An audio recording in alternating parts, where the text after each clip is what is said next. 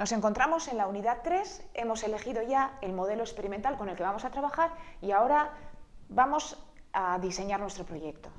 Hemos de tener en cuenta que una vez diseñado el proyecto y antes de solicitar una subvención o de empezar a realizarlo, tenemos que pasar por la evaluación del Comité de Ética en Experimentación Animal de nuestro centro, ya estemos en la universidad o en un centro de investigación.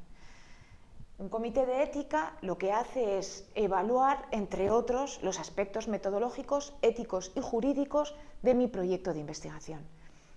Vamos a ir viendo paso por paso qué significa esta evaluación y en esta unidad nos vamos a centrar en la justificación del proyecto, en la capacitación del equipo investigador y en la validez científica y el diseño metodológico del proyecto que vamos a realizar. Justificación social y científica del proyecto. Como investigador responsable me tengo que preguntar ¿qué beneficios aportará a la sociedad y al conocimiento el proyecto de investigación que yo voy a realizar?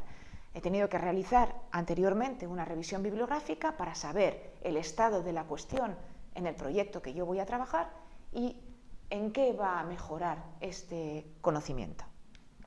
Para ello tengo que saber ¿cuál va a ser la finalidad de mi proyecto? ¿Es un proyecto cuya finalidad es para investigación fundamental o va a ser investigación aplicada? Aplicada a prevención de enfermedades, a desarrollo y fabricación de productos farmacéuticos, al bienestar de los animales, a la protección del medio ambiente.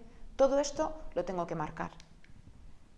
Debo justificar el uso de animales, debo describir la necesidad de utilizar animales en mi proyecto de investigación y no de utilizar líneas celulares o seres en la escala filogenética inferiores que tengan menos posibilidad de padecer dolor, y debo justificar además por qué he elegido el modelo experimental animal que he elegido.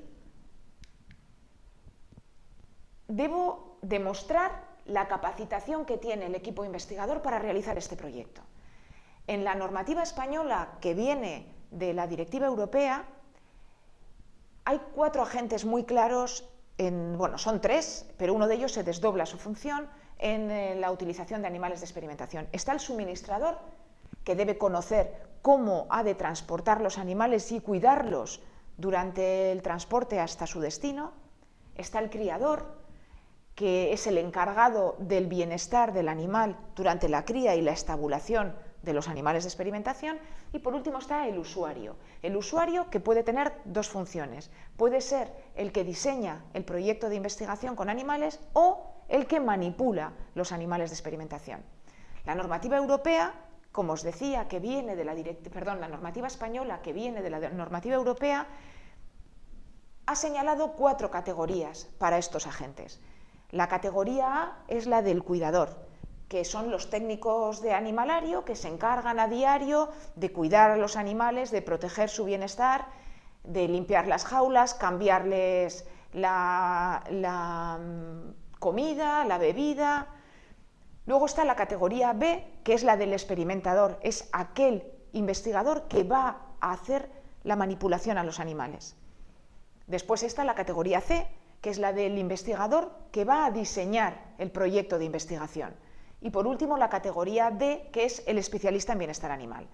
Pues bien, lo que más nos interesa como usuarios son la categoría B y la C. En la actualidad, la categoría B está compuesta por un curso de 40 horas en la que se enseña al usuario a intervenir animales de investigación, se les enseña los diferentes modelos experimentales que hay y cómo realizar una intervención, suturas, incluso cómo sacar sangre, porque dependiendo del modelo animal la sangre se obtiene de diferentes sitios, cómo practicarles una anestesia, cómo practicar una cesárea cuando vamos a trabajar con embriones, por ejemplo, de rata gestante. Y luego la categoría C es un curso de 80 horas que te capacita para el diseño del proyecto, ya no para la utilización de animales, sino para diseñar un proyecto con animales, con lo cual debes conocer todos los tipos de anestesia que hay, qué anestesia va mejor a cada modelo animal, debes saber los tipos de alimentación que hay, porque la alimentación del animal puede variar su metabolismo, todas las enfermedades que podría sufrir la especie animal con la que tú estás trabajando en el laboratorio y cómo combatirlas, etc. Sí que es cierto que si yo voy a diseñar un proyecto, pero también voy a intervenir en los animales, la legislación me exige tener los dos cursos realizados, la categoría B y la categoría C.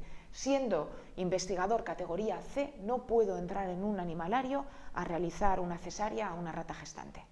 Tendría que haber realizado el curso. Y por último, la categoría D se corresponde a máster.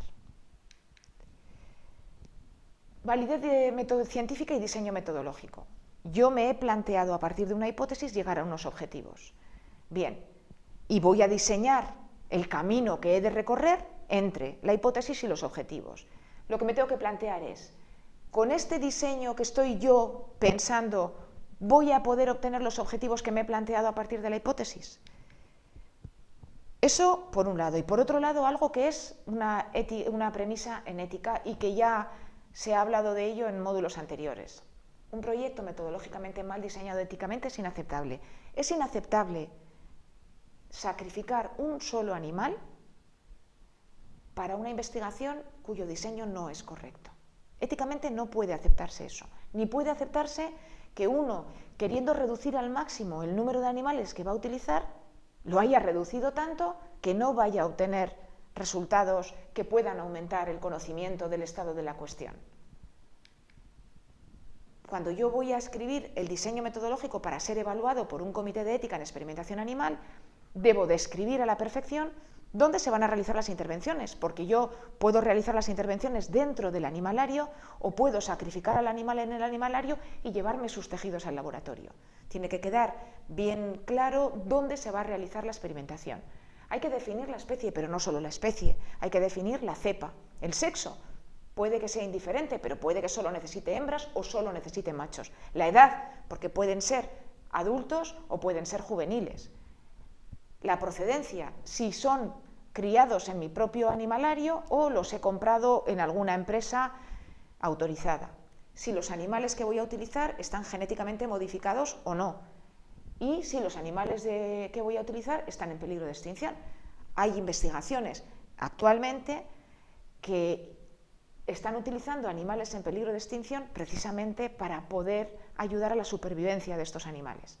Y además tengo que decir el número total de animales que voy a utilizar y en qué periodo los voy a utilizar.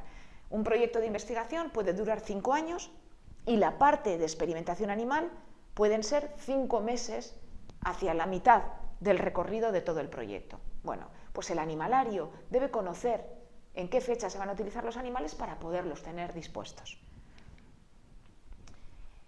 Tengo que describir el proceso de experimentación con los animales. ¿Y a qué se llama proceso de experimentación con animales? Pues es el conjunto o sucesión de intervenciones a las que voy a someter al animal desde el momento en que inicio la preparación para su utilización hasta que no se vayan a hacer observaciones ulteriores con él o haya sido sacrificado el animal o sea devuelto al animalario o al medio natural.